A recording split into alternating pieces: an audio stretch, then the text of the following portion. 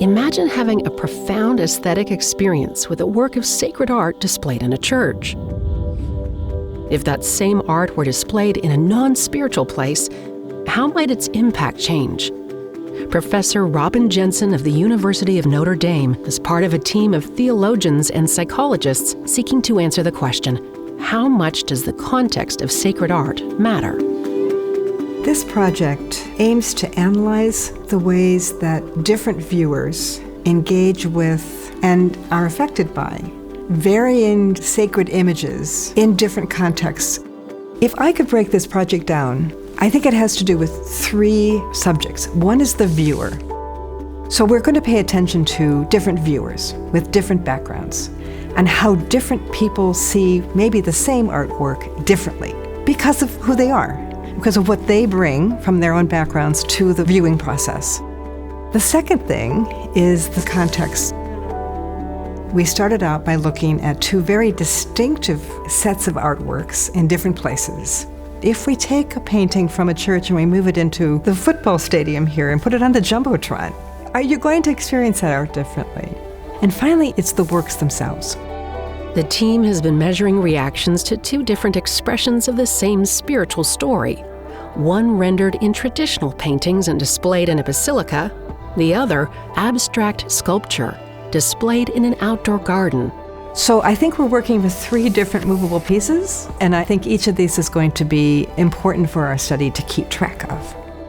Each test subject is interviewed extensively before, directly after, and then weeks after viewing these two sets of art to gauge the impact of these three factors. I assumed that most of our subjects would relate more quickly and more positively to the traditional paintings, but that the sculpture part is less clear. It's abstracted. It's not so familiar to most viewers.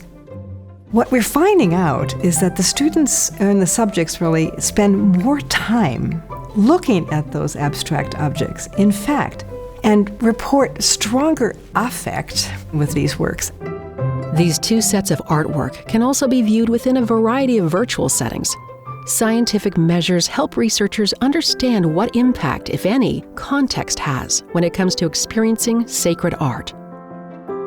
We're tracking people's eye movements while they look at a piece of art, which gives us a real-time indication of what they're paying attention to.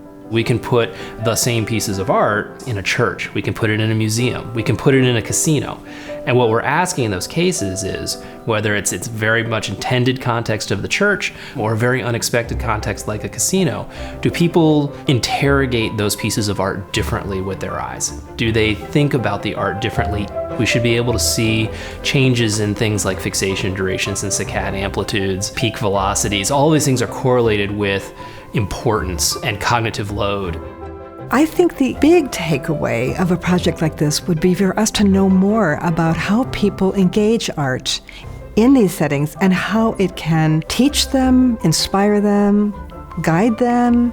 These are parts of our ways of knowing as educators, but also as theologians, as religious leaders, people who are interested in these nonverbal messages that are being delivered.